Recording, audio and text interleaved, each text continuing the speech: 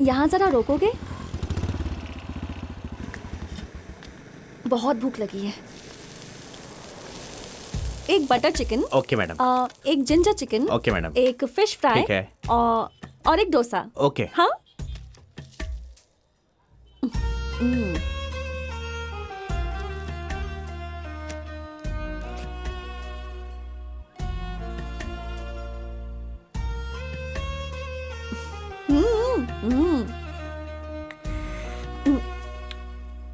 अरे क्या हुआ, तुम लोग क्यों नहीं खा रहे हो? भूख नहीं है। हमारे संघ में खाने के लिए कितना खर्च करना है उस पे एक आदेश है। 2 इडली खाने के लिए भी क्या परमिशन लेनी पड़ेगी? फिश फ्राई कर रहा हूँ, लेकर आता हूँ। क्या मैडम, आप प्यार के प्रतीक को भी खा जाएंगी? अगर सबको प्यार का प्रतीक मानने लगेंगे तो मैं क्या खाऊंगी? आपने कभी प्यार किया है क्या? ऐसा कुछ तो नहीं है। क्या आपने प्यार किया है? हाँ किया है, 2 बार ब्रेकअप भी हो चुका है। अब तो मैं इनसे प्यार करना चाहती हूँ। ये ईमानदार हैं, बहुत सिंपल हैं। मुझे ऐसे ही लड़के पसंद हैं। तुम मुझसे प्यार करोगे? बोलो ना, प्यार करोगे क्या? उसके लिए भी संघ से परमिशन लेनी पड़ेगी क्या? ओह अच्छा, पहले बाकी मेंबर्स को कोई मिल जाए इसलिए। नहीं, हाँ, ये भी ऐसी ठीक कोई है, बात नहीं। करेक्ट है। ये देखो, हमारे प्यार का सिंबल होगा अंडा। भाई तो फंस गया यार।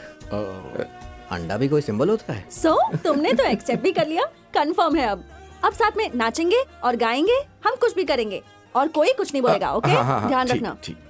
कंफर्म है ना? बिना कंफर्म हुए ही हाथ में अंडा लिया है। चलो चलो जल्दी करो, गोली उठा के चलो। देखो तो हाँ भाई, आ गए आ गए। हाँ आ गए आ गए। चलो आराम से करवाना उस तरफ ध्यान से। हाँ कुछ दिख लेके आओ। चलो भाई, चलो चलो उतरो उतरो, संभाल के देख लो। तू नोट कर ले इसको, ठीक है?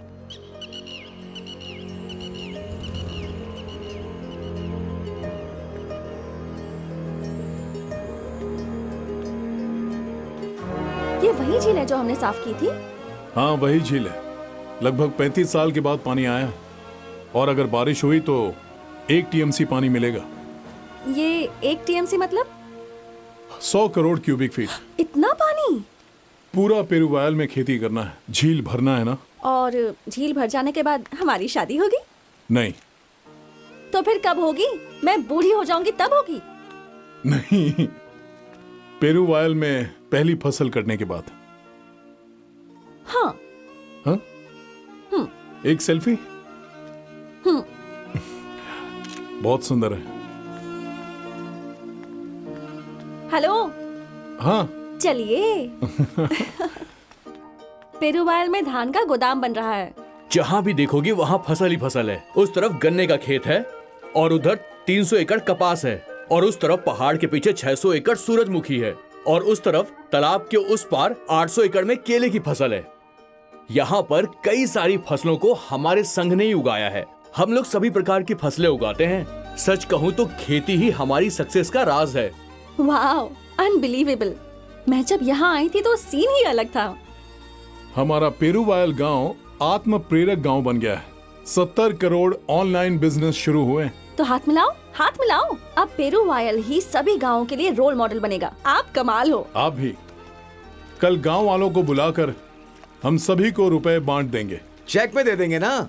जब उन्हें पैसा चाहिए तो बैंक में जाकर ले लेंगे। ऐसा नहीं करना है, उन्हें पैसे ही देंगे, तभी तो हमें एकत्र खेती करने की खुशी मिलेगी। रुपए को हम लॉकर के संग में रख देंगे। हाँ और क्या, बैंक से भी ज्यादा सुरक्षित रहेगा वहाँ। हाँ जाओ पहले तुम ही जाओ, क्लारा ग्रुप।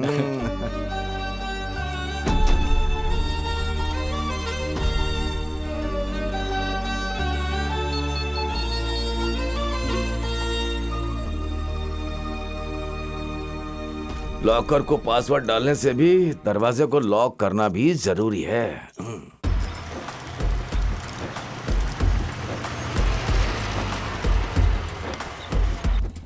हाँ प्रकाश। हाय बेनी। हाय प्रकाश। नमस्ते। हाय। प्रकाश जरा ये देखना, सारी डिटेल्स हैं।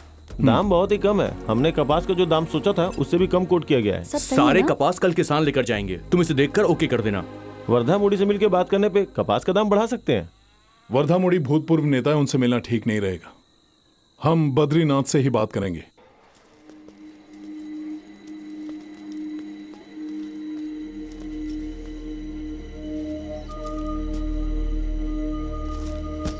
अरे हमारा सबसे अच्छा है। ये देखो। ए बेनी, और कितनी सिर्फ देर खेती लगेगी? करने के लिए सबकी जमीन मांगी है। बाद में अगर वो सामने आके खड़े हो जाएंगे तो फिर सिर्फ 5 या 10 मिलेगा, ये बोल के दिखावा तो नहीं करोगे ना? कैसे हो बेनी? हाय प्रकाश। हाय। हाँ हाय। ए गोविंदा क्या बोल रहा है? वो गोविंदा मुझे समझा रहा था। अच्छा, दाम ये फिक्स लो, आप करने भी के लो। लिए। ये ले लो। मुझे लगता है अरे इस बार जल्दी आओ दाम ना, अच्छे आप मिल लोगों जाएंगे की हमें। स्पेशली लाई हूँ। गोविंद यहाँ आओ। ये है एकत्र खेती द्वारा कपास के लिए फिक्स किया हुआ दाम। मालिक, प्रकाश ने जो कपास का दाम रखा है वो बहुत ज्यादा है, उसे वापस भेज दूं क्या? पागल हो गए हो क्या? आज कपास का दाम कितना हो गया है और उसको कितने में बेचना है, इन सब के बारे में सारे मालिकों का मैसेज आया है। तू पागल हो गया है क्या? मैं जैसा कर रहा हूं वैसा कर, उसको अंदर भेज, मैं अकेले मिलता हूं उससे। ए जाओ, रख दो ना। सही है ना? प्रकाश, हाँ मालिक तुम्हें अंदर बुला रहे हैं। हाँ अच्छा। हाँ आता हूँ। और चाचा कैसे हो आप?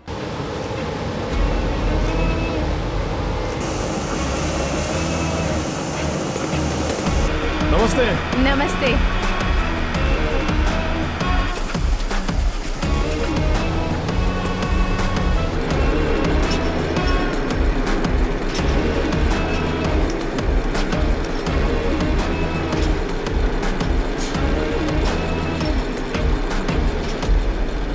प्रकाश, तुम इतना दाम रखोगे मैंने नहीं सोचा था, लेकिन क्या किसानों के भलाई के लिए जो दाम तुमने रखा है उससे उनका भला नहीं होगा। मैं 5-10 रुपए कम दे करके उनकी भलाई कर सकता हूँ, ये बात तुम सुन लो। दाम को बढ़ाकर उन्हें बेचने से रोककर तुम उनका जीवन बर्बाद कर रहे हो, ये बात मैं तुम्हें समझाना चाहता हूँ, बात को समझो।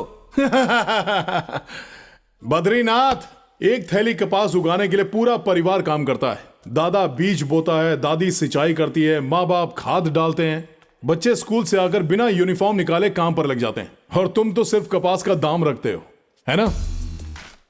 हाँ, कपास के बीज को निचोड़कर उसकी वनस्पति का फायदा लेते हो ना? कपास की कली, कपास का ईंधन, इन सब में वेस्टेज ही नहीं है।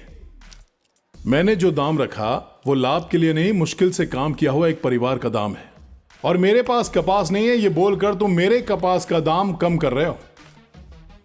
फिर स्कूल किस लिए, मंदिर किस लिए, चर्च किस लिए, मॉस्क किस लिए? लोगों के उपयोग करने के लिए ना, मैं वहां जाके रख लूंगा। मेरे पास व्हाइट गोल्ड है जो ज्यादा दिन के लिए रहेगा। अगर मैंने तुमको सप्लाई नहीं किया तो तुम्हारा क्या होगा? बद्रीनाथ जी। हेलो। अभी 10 बज रहे हैं, अभी तक तुम्हारे गांव में रुई का भाव क्यों फिक्स नहीं किया? तुम लोग क्या कर रहे हो उस गांव में? मैं अभी बात करता हूँ, सब ठीक हो जाएगा। तमिलनाडु के पेरुवायल गांव में एकत्र खेती से उत्पन्न हुए कपास को किस दाम में बेचना है, इसका फैसला किसान संघ नेता प्रकाश ही करने वाले हैं। तो बताइए राहुल, वहाँ की परिस्थिति क्या है इस वक्त? अभी यहाँ गांव में बहुत हलचल है, सारे किसान इकट्ठा हो रहे हैं। प्रकाश, यहाँ के जितने अमीर लोग हैं और जितने बड़े लोग हैं उन सब के पीछे एक बैकग्राउंड है, और वर्दामुड़ी के साथ यहाँ की पुलिस भी है। रामनाथ तो एक एक्स MLA है, सीधा दिल्ली से फोन पे बात करेंगे। वीर बाहु पर खो जाति का अधिक प्रभाव है, और ये सब मेरे पास नहीं है। उनके जैसा बैकग्राउंड मुझे नहीं चाहिए, क्योंकि मैं ही मारूंगा।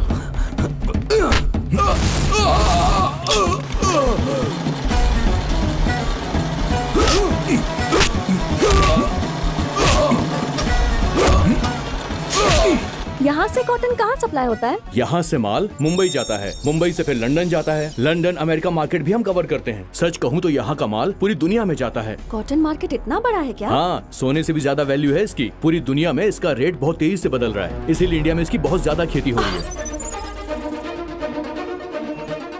विश्व भर में इंडिया ही कपास का दूसरा बड़ा मार्केट माना जाता है। इसे सिर्फ कपास की ही समस्या नहीं कह सकते हैं, क्योंकि उस पर निर्भर कताई मिल, रंगई का कारखाना, वस्त्र उत्पत्ति आदि का प्रोडक्शन भी रुक गया है। इंडिया को एक्सपोर्ट और इम्पोर्ट जारी रखने में मुश्किल हो रही है। प्रकाश द्वारा शुरू किया गया ये आंदोलन देखते हैं जनता के लिए कितना फायदेमंद होता है। सचमुच अच्छा है मैडम। नहीं, ये सही नहीं है। सरकार ने आपके दाम निर्णय किए हैं क्या? आज का अपना किसान खुद के द्वारा पैदा की हुई चीजों का खुद से मूल्य रख रहा है। सर, प्रकाश लोगों का प्रतिनिधि बन गया है और उसी ने फाइनल दाम तय किया है। उनके व्यक्तिगत विचार हमें जानने चाहिए। क्या कॉटन का भाव रखने में कुछ प्रॉब्लम है क्या? नहीं करता हूँ। जल्दी ठीक करो। कितनी बात करेंगे ये लोग, बहुत देर हो गई है। বলো কমরেড। আপনি যে দাম ঠিক করেছেন ওই জন্যই আমরা অপেক্ষা করছি। ওটাই রাখুন। আমিও এখানে কথা বলছি তো। सर एक बात बताऊं, कपास सिंधु घाटी सभ्यता से आई है। अरे तुम बोल रहे हो सिंधु घाटी सभ्यता से आई है, बाद में बोलोगे कि मटर हड़प्पा सभ्यता से आया है। कुछ भी बोलते सर, हो। प्रकाश ने जो दाम तय किया है, अगर उसी हिसाब से लेन देन होगी तो फिर लोगों की खरीदने की शक्ति भी बढ़ जाएगी। अगर वो ज्यादा खरीदेंगे तो इकोनॉमी भी तो स्टेबल होगी ना सर। मेधा पेरुमल को कॉल लगाओ। हाँ साहब। क्या हुआ, क्यों चिल्ला रहा है? साहब इस बार मुझे माफ कर दो। इस बार प्रकाश की बात सुनना होगा। इसने मुझे बहुत मारा है, मुझे माफ कर दीजिए साहब। अबे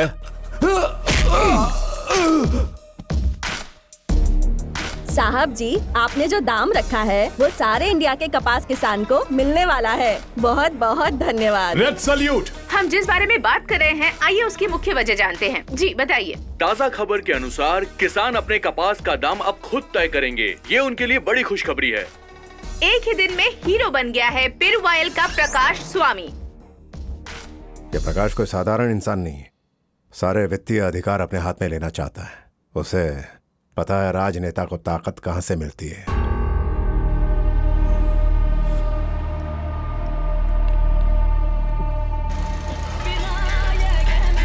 चलो